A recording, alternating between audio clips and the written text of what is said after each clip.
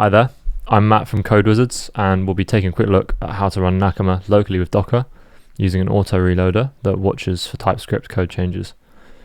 Before we start, this tutorial is going to use Windows 11 with WSL2 and Ubuntu 22.04 LTS. First, you'll need to install Docker with Docker Compose included, and make sure to run the post-installation steps, as you'll need to have done this so that your user can run the Docker CLI without sudo required. Once you've done that, you'll need to install Homebrew, and with Homebrew we're going to be sorting out all the dependencies from here. So you'll need to install Watchman, Node 23 and pnpm. So just going to install those now. There are other installation methods for each of these, so check their respective websites if you'd like to use another method.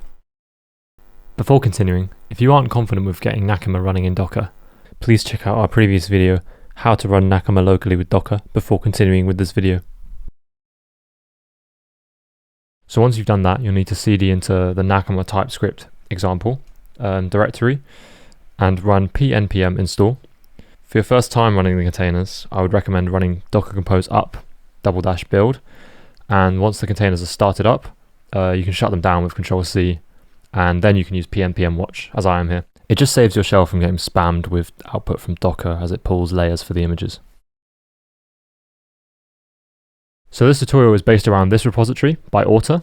I've modified the watcher.js file so that it runs Docker commands to restart the Nakama container instead of restarting Nakama running natively on the host. The watcher uses Watchman to look for changes, and TS-up to consolidate the TypeScript code into a single JavaScript file at the end. Right, so let's write some RPCs.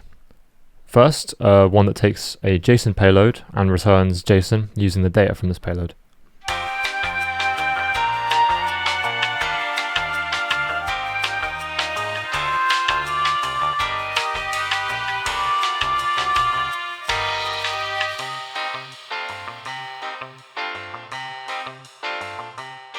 And remember to add the JSON, unlike me. Cool, so that works. Let's add a pair of RPCs to ban and unban a user. Also, whilst I write these, I should just note that these examples are really basic. I haven't added any input validation or sanitation. I'm just writing them to test the auto reloader and make sure that the local instance of Nakama is working correctly.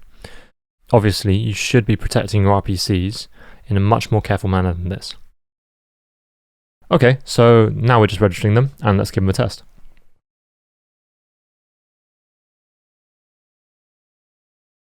After a refresh, they appear in the API Explorer. Just grabbing the user ID of the system user to test with. You'll see this guy is currently not banned, so we best sort that out. Cool, that'll show him.